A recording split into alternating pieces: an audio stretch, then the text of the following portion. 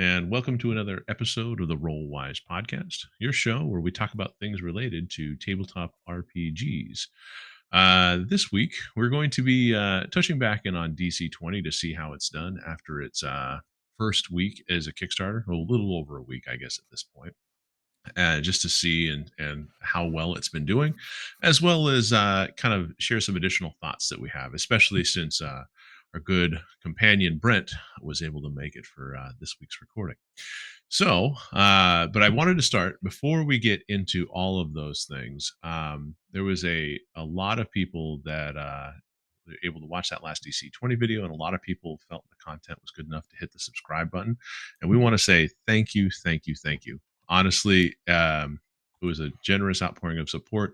We really appreciate you looking over the content and giving us a chance to be a part of your regular viewing habits, if you so choose, of course. But we really appreciate all the new subscribers. We hope you enjoy what you see, and we are really love talking with the community and seeing what you guys have to offer for ideas and how you like to play your games, because this is our favorite hobby, and we like talking about this hobby a lot. And so we hope to continue the conversation with you. So join us, leave comments, like, subscribe. You can meet with Brent and Jeff on some of those social media platforms. I'm more of a Luddite in that regard, but check us out. See what you're doing.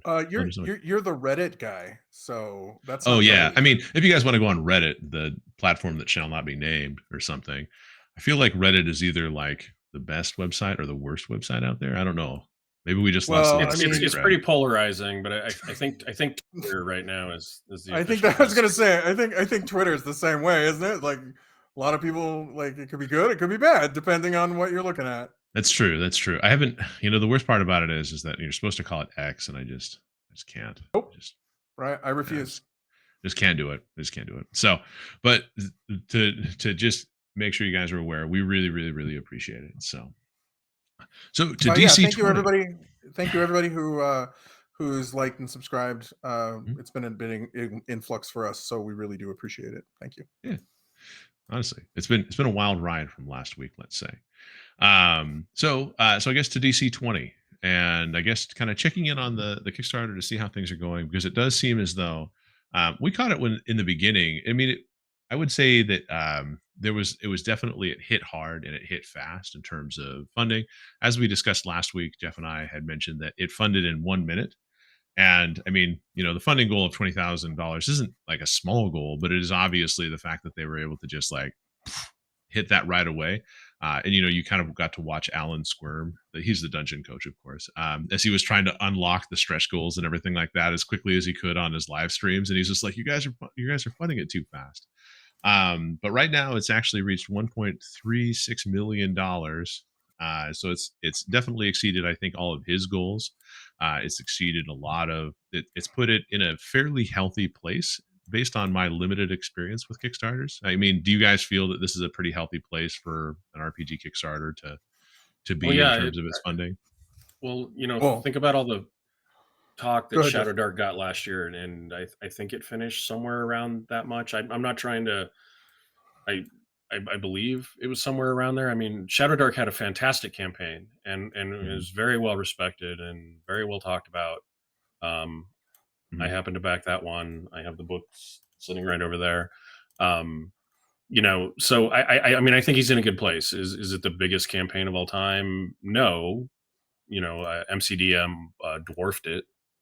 yeah, MCDM was crazy successful, but I think you have to say that this is a success, and I think it's mhm, a surprise to a lot of people, and I think it's a testament to what he's done to try to get the word out, and the amount of people that he's had testing and playing and trying the game, and mhm, working with the community and being open. And he publishes a lot of content, like there's a blueprint to follow for how I want to launch a game. I mean, I think there's certainly things that you can take from Alan mhm, to use if you're doing your own thing and are going to do some sort of crowdfunding.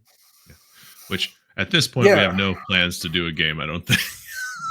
We're one of the No. only YouTube channels that covers RPGs where we're not actively publishing stuff or talking about actively publishing stuff.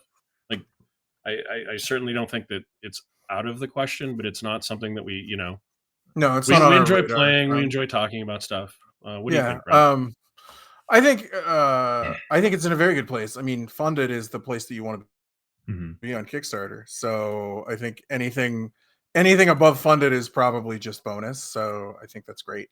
Yeah. And like I said, it's the support of the community for a product that has some new ideas is always good. So I think it's in a great place. And as far as us making content someday, maybe I don't know. I don't have enough time to sit and write Yeah. things. So Yeah. Well, I mean, we'll get there. I think if anything, what would be the most interesting for us is to have kind of a system agnostic adventure building approach. I think that's probably where I would have the most fun is writing stories for adventures because I mean me personally, mechanics are cool and all that, but I don't know if it would be my like if I had to choose between the two kind of thing. But we'll see. yeah, I don't know mechanics. I man, I being creative enough to make new mechanics sounds Mhm. daunting to me. Like I think you have to have a level of creativity that is beyond me. Yeah. Yeah, maybe. Well, you never know. I mean, honestly, when you look at some of these games, and I think even DC20 is a little bit like this. It's it definitely has a basis in other games, and it hacks the right mechanics in the right way to create a fairly successful feeling game. Now, obviously, as Jeff and I said numerous times last week, that we've only really played the alpha, and I'm going to plug our live stream here. But we are going to continue playing DC20 as part of our Age of Worms campaign starting on Monday. We will be returning to our previous cliffhanger where beetles had erupted out of the ground and all kinds of stuff. So if you're interested to see how a D&D campaign, which has been home converted by this guy into DC20 plays, you can definitely join us. We'll be playing it for the next few weeks, just kind of in kind of tandem with the whole Kickstarter and everything like that. And you never know. I mean, we have a home table that plays as well, and the game is fun enough that we could bring it to the home table and see if everybody else wants to try it out once we have something like the beta access, which might be a little bit more robust in some of those other categories such as exploration and social and stuff like that. So, Yeah. and I think that's the real test is when you see somebody on YouTube, is talking about a game that they take that game and then back to their friends and play it at the home table. That's a pretty good deal. It's Well, I mean one that's thing to talk yeah. about it. Sorry, go ahead, Brent. No, I was just gonna like you said, like you were gonna say. I think it's always about playing the game, and Mhm. one of the things that again for everybody, we promise or try our hardest to not talk about or review games that we haven't played. So, and I Yeah. think that really is the proof in the pudding is that sitting down and actually playing the game. So, Yeah, it's hard, and I there's definitely so many games out there that I wish we could get deeper on some of the games, like It's a lot. longer, but we just don't have the time. Like, there's just like all of our Well, friends have jobs. So, no, and there's so many games, and a lot of them have a lot of merit, and they're worth exploring and looking at. I know we all have role playing books that we have not played, mhm, um, or not played maybe more than once, and so there's more coming out all the time, and a lot of those have some really new, cool ideas. mhm. You know, I I had a lot of FOMO this last week, or last 2 weeks. Oh, When Mothership finally shipped, because I mhm. sort of missed out on that one, and then I start getting caught up in the online buzz and seeing stuff, and mhm, so I kind of missed out on that. I could still get it, now that it's at retail, mhm. Yep. I think I might. But right now with DC20, we're kind of in on the ground floor, playing an alpha, realizing that things might change, hoping to play a beta, and hoping eventually to play a finished game. Yeah. Because that's what the Kickstarter's for, right? I'm guessing is to have the funds to be able to keep paying people to help to develop the game, right? Yeah. Well, yeah. I mean, it's funded, so I think playing the game is imminent one way or another. So yeah. Yeah. Yes. So, and I think, and actually, I'll be really curious to see how this stacks up because I mean, not to, I mean, it's too premature to say anything is quote unquote a heartbreaker because the one thing that I saw as I was plumbing through Reddit and all that stuff is that if anybody is really curious about good RPG talks, go to the r/RPG and you can get some kind of good talks, but you can also get Reddit talks. I call them because obviously it's the internet and people go off on tangents. But it is, to see it like into that community, to see how it plays out. There's a lot of people that look at the game and they go, oh well, it's an offshoot of D20 5th edition RPG, and it may not necessarily live up to the hype. So the question will be, is that that staying power, how hard does the community work? How does this stay after it's finally released a year from now? That's the one part about Kickstarters for me that is always so hard, is that like I funded that MCDM Kickstarter. I pledged for the thing. I'm still thinking about it. Before I get a finished product, I mean, how many more months do I have? Like all that excitement you have when you Like hit a the lot. pledge button. Well, your Like, child just- will have at least doubled in age from the time you pledged. Yeah. Because like I hit the pledge button, and now I'm just like, I mean, I could get on the playtest, because obviously they have that on their Discord servers if you're really interested in getting into the ground floor, or for patrons, I believe is how it works. But like I hit that pledge button, and there was a lot of excitement hitting that pledge button. There was a lot going on with the campaign and all that. And now you're just like, I'll just hurry up and wait. I don't know. Kickstarter. What I like to do with Kickstarters is just forget that I Kickstarted it, and then someday it'll arrive like a gift, and I'll be like, oh, it's like Santa was here. And that's what I try and do. That's the best way, because I'm going to tell you, because I have done this. The walking out and opening the front door and looking out on the porch every day at the same at the same time is just a recipe for not happy thoughts. And Kickstarter is such a slippery slope, right? You back one project and then you get it and you're like, oh, this is awesome, even though it takes time. And then suddenly I've got like 10 campaigns out there delivering over, I don't know, the next 1 to 7 years. Yeah.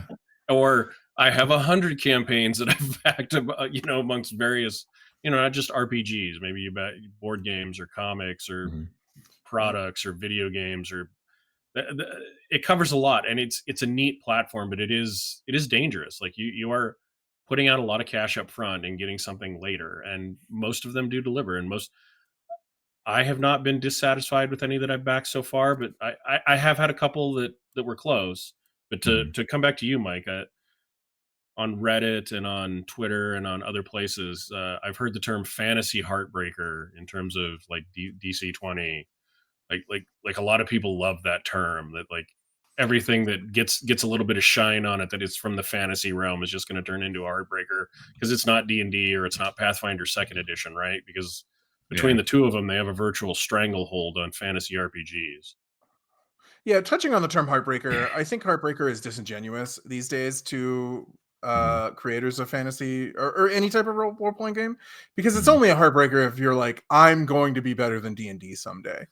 And I think a lot of creators these days are really just producing content to, sure, they want to kind of compete, but they're really just producing it because they love it. And I think the term fantasy heartbreaker is one of those things that's become I don't necessarily like the term anymore.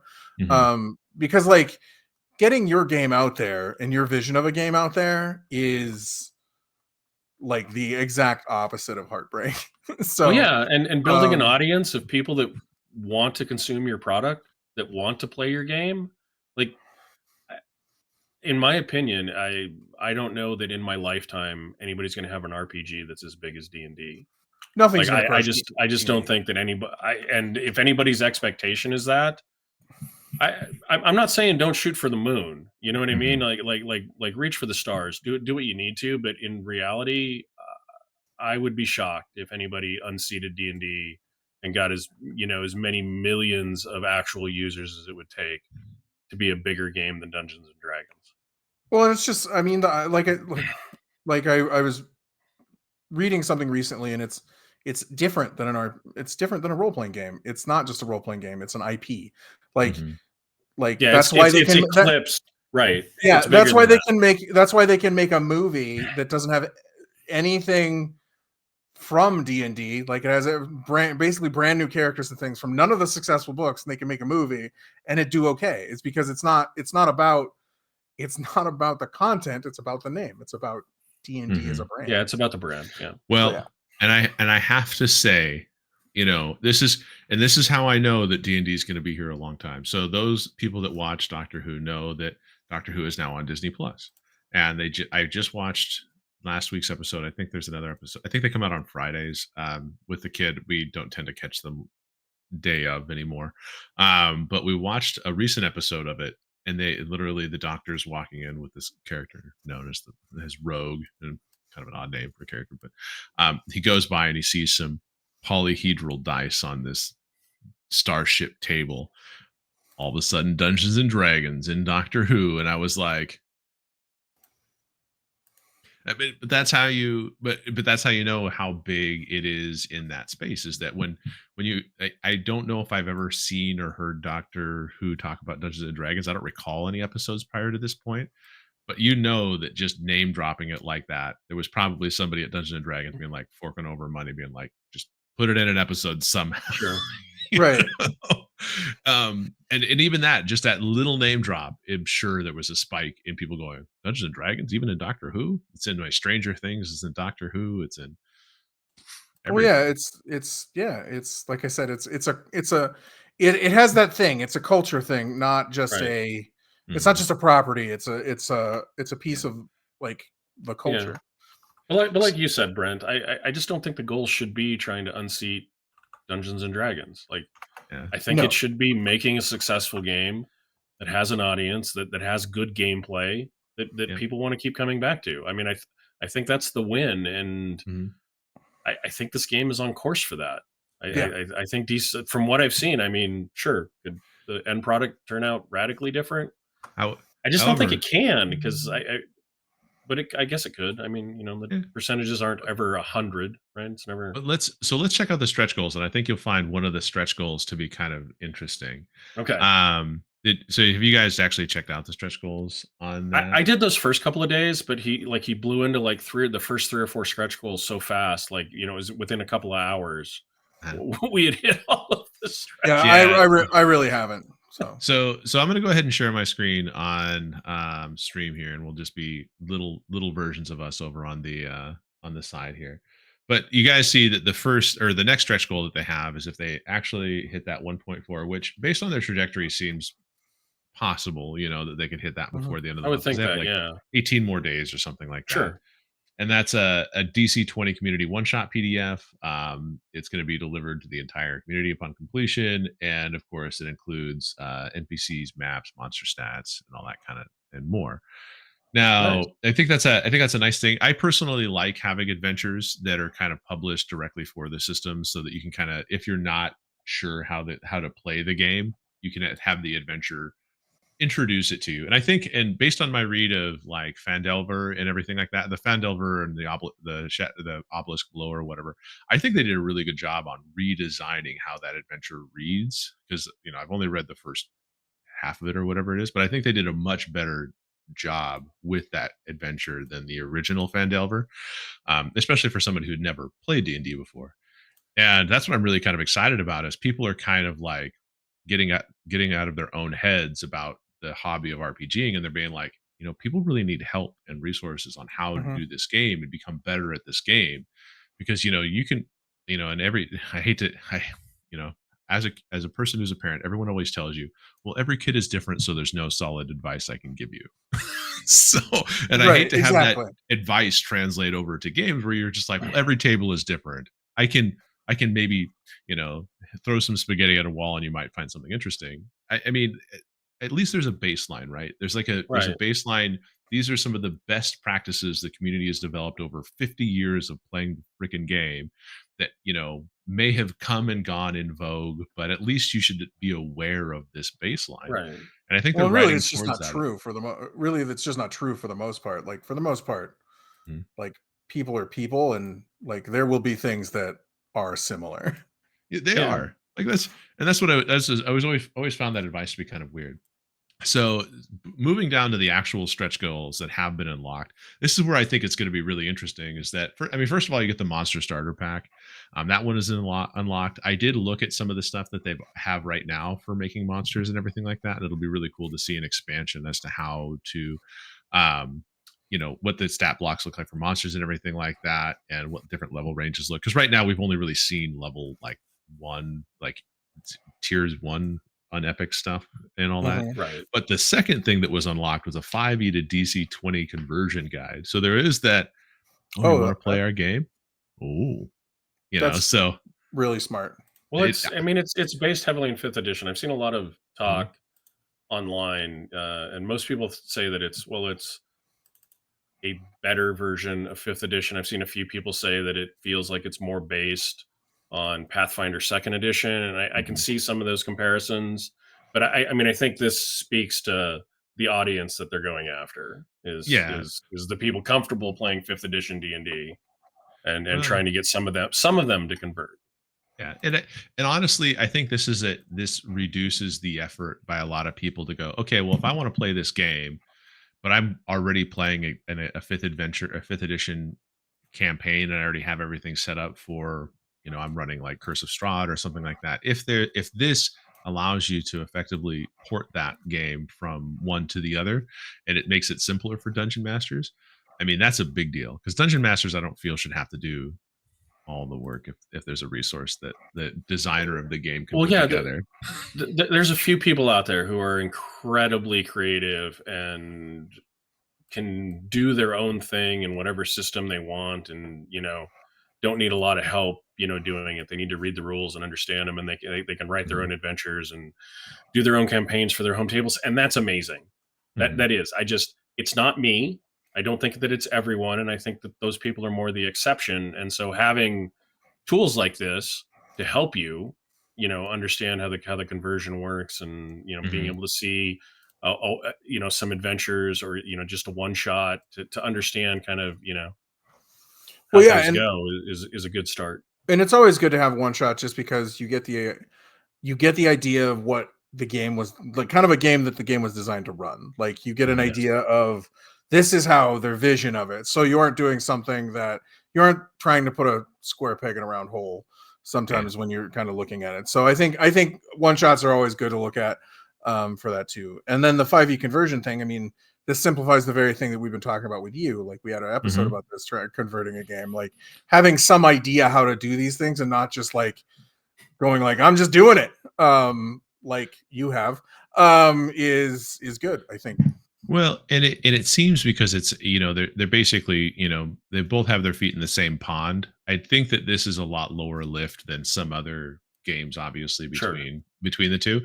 But it is nice to be able to say, like, well, how do you change classes, monsters, magic items, et cetera, um, over from one to the other? Like, I think that's a really, I'll be curious to see what they have to read, because there could be advice in there, obviously, that is applicable outside of just the fifth edition to DC20 stuff. I mean, the stuff we talked about is what we do personally and all that, but it would be interesting to see somebody kind of codify, like, well, this is how I go about converting, et cetera, et cetera, et Sure. cetera. Mhm. Spellblade class. I'm always a big fan of martial, magic hybrids. So it'll be neat to see how this 50-50 split I, works, because I think a lot of people, I don't think you're alone in that. I yeah. think a lot of people love playing those Well, types of and classes. it'll be cool to see how they mesh the mechanics, the Mhm. action point mechanic with the mage mechanics. with Yes, without the it mana becoming point. OP as hell, because that's always Well, been yeah. like, because I don't I like the fantasy about it, but don't get me wrong, there have been some times when I've showed up and there's been like whatever, a blade singer, and that character is just stupid in some way because there was a tweak. And because I think it was what, third edition, because they were in second edition, right? But you couldn't like become one because it was a triple class, like. Well, So, I mean, if you want to think about it, paladin technically mhm. is kind of a hybrid class, kind of. Yeah, and Maybe paladin not is 50-50, but and paladin, I believe in 5e is considered problematic at times. Yeah. Well, it is. So, but I think that, the maybe latest thing was only a two, but regardless, the idea is that, if you like, because usually what happens is if you have like these hybrid classes, sometimes they kind of get the best of both worlds, and they don't and really none have of the the weakness, drawbacks. none of the That's drawbacks. So it'll be curious to see how that plays out. I feel like right now marshals in DC20 have power behind their swings in a mhm. way that I don't think they have it in fifth edition, and that's why it'd be interesting to see how those marry between the two, outside of like the heavier hitting paladin or something like that. Yeah. But yeah, no, it'll be neat. PDF collections, monster packs, magic items, etc., etc., etc. So some additional PDF stuff there, a GM cheat sheet, and then some iconic pre-gens. Any of these other ones that you feel? More Wanna- add-on PDFs. Yeah. Okay, so the next one is the DC20 one shot. So we think they're going to get to that pretty easily, Mhm. and the next one doesn't have a number on it, so maybe we won't get that number until they hit the previous one. But what's the next one? Let's look at that. Let's look at that last one because we've talked about Okay. all the others. So, Curse of Wolf Peak upgrade. This would allow us to take the adventure to the next level. We will add campaign-specific background options, expanded downtime options, more art, visual aids, and tokens for VTT and in-person play. That's also interesting because I do recall him talking about there will be VTT support through Foundry. Mhm. My brain is working Is there- correctly. I honestly I don't remember. I remember hearing that there would be VTT support. I don't remember who it was, and I'm sure that somebody can tell us down in the comments. Mm-hmm. We had a lot of people that seem to be like in the Discord and helping support Alan. So maybe somebody can tell us which VTTs they're planning on running with. Yeah. I feel like I want to say that it's because it's basically I looked at the Discord here, and it looks as though it has a really good implementation on Foundry. There is a pinned post in the Okay. VTT tab. So Foundry DC20 0.7 is out. Just copy and paste a link to install system as before, so they have something on GitHub. And so it looks like you can actually take this. And if my memory serves, I believe this is a community-driven project. Basically the community believed enough so much in it that they actually developed this for Foundry because there's development tools and everything like that. But I think that one of his goals was to actually like make it more formal, like an actual VTT support, kind of similar in the vein that I think MCDM was looking at. Like stretch goal is to have a VTT, not their own VTT like that, but at least it seemed he seemed to imply that it was going to be work with an existing one or more. I don't remember. Yeah. Unfortunately, sorry, I just don't. I'd have to go back and watch. Yep. His live stream. And unfortunately I've never used Foundry. Have you guys ever used Foundry?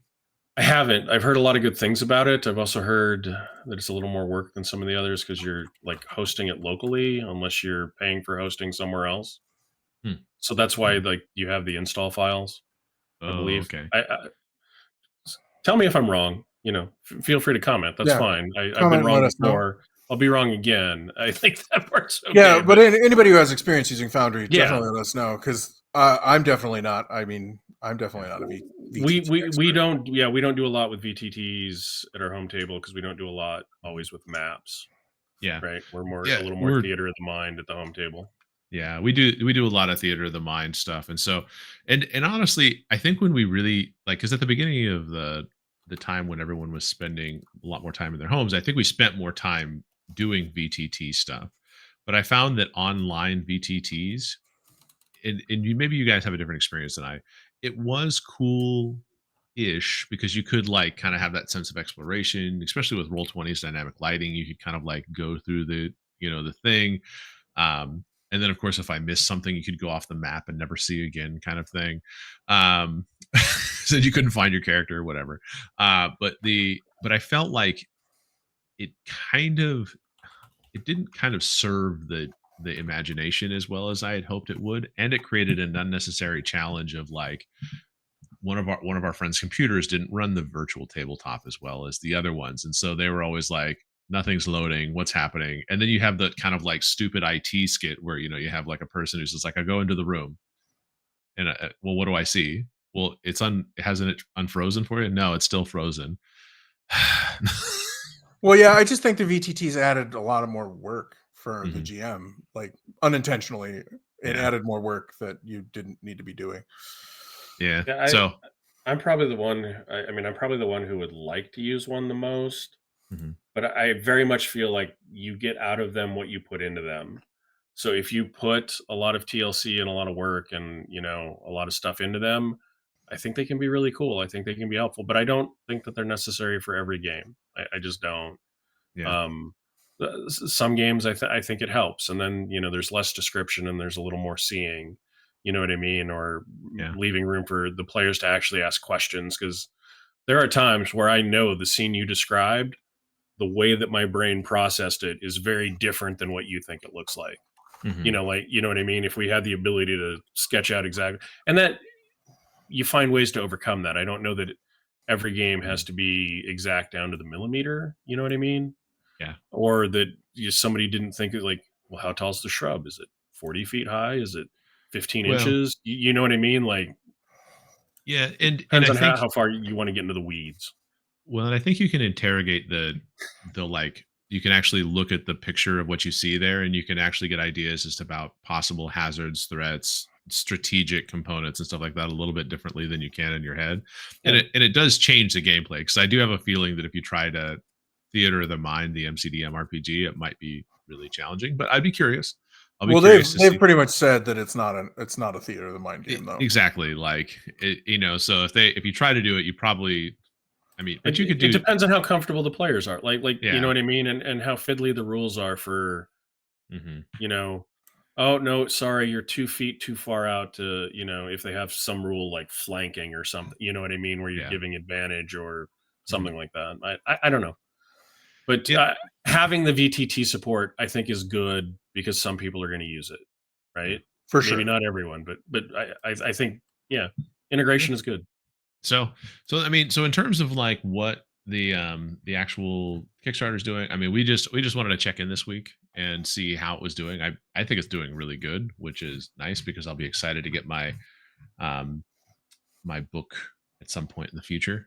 Yeah, and it's always fun to unlock all those stretch goals. I mean, I got I've extra backed a lot of stuff. campaigns where we got the core, we got the you know what I mean, we got the base. There wasn't Yeah. any stretch goals again, Yeah. which It's doesn't mean that they're bad products. It feels like free stuff. hmm, You know, well, it kind of is, but kind of I'm isn't, I guess. I don't know. right. I'm paying Yeah. this much. Okay, my brain interprets it, Mike, as free stuff. We Well, Let yeah, me that's. I have collectively have mean, my earned moment. free stuff. I mean, let's be honest. That's the point. Yeah. Exactly. Well, yes. No, That's the market. you're That's right. the marketing. Ooh, extra stuff. Yes, you're 100% correct. I agree with you. So I'm so I falling for think the. I think that's all we really wanted to do this week. Obviously, again, I wanted to say thank you to everybody that has joined into the channel. I hope you enjoy the conversations that we have, and we'd be really curious to see, what topics you'd like to see us tackle down the road. We obviously love just the hobby itself from every game's perspective. It just seems that right now we're really enjoying DC20. Also, Alan is such a enthusiastic individual, and what are those things called? Like, he's a proponent of his game. He really believes in his game, and he's reached out to a lot of creators. I kind of got my stuff flooded, but at the same time, he actually reached out to us because we were playing DC20 on one late Monday night, and all of a sudden we have the dungeon coach in our small live stream chat thing, just hanging out, which was fantastic. So again, thank you for stopping by, Alan. We really appreciate it. But he Yeah, also and reached out and and gave us and affiliate. other people involved in the project, like Mhm. Agile Monk and stuff. Yeah. Always being in there, and because we started playing DC20. But go ahead. Yeah, Sorry. I was just gonna say, and so just so you guys know, we did earn an affiliate link. So if you guys are interested in clicking on the affiliate link, we'll include that in the description. This time we'll include it before we set the video out to publish, as opposed to afterwards, because obviously we're amateur YouTubers, but enthusiastic RPG hobbyists. One That's day fair. Yeah. one day we might be mid tier YouTubers. You never know. Mid tier. Yeah. Like, we're like mid boss. We're not even like final boss YouTuber kind of stuff. We're just Experienced amateurs. That's what we are. Yeah, very experienced amateurs. So, okay, well, that's what I had to say. Again, thank you. We really appreciate it. So, do you guys want to get us out of here? Because last week I think I tried to sign off like you, Brent, and He was not. He was not. He was not 100% successful, and we'll leave it at that. Brent, you can watch the video unless you already have and saw it. He tried. I think I even threw one of these A like golf clap. in there. well, good. I'm glad I'm useful for something here on the show. I don't know. I missed you. Having the 3-way discussion, I know, is probably a little awkward for some of the people, but I like I think we all have slightly different opinions on stuff and come from slightly different angles, and I think that helps build a more interesting overall conversation. Yeah, and But hopefully that's my all of thought. you hopefully all of you new subscribers who subscribed because you watched the two-man show aren't like, oh god, and just unsubscribe now. That would be sad. Anyways, moving on. Jeff, go ahead. Yeah, if you'd like to engage with us further, we you can leave a comment on the video, and we Brent or Mike is the ones who answer that. I pop in occasionally, or you can hit us up on social media. We are at rolewise on Facebook, Threads, and Twitter. Or you can email us rollwiseguys@gmail.com. And thank you all for being here. We really do appreciate it. I try and say it every week, and we tried to make this one as thankful as possible for all of you new subscribers out there. So thank you again. And as always, roll well, roll wise, and be safe out there. Thank you. Thank you, everybody. Yeah.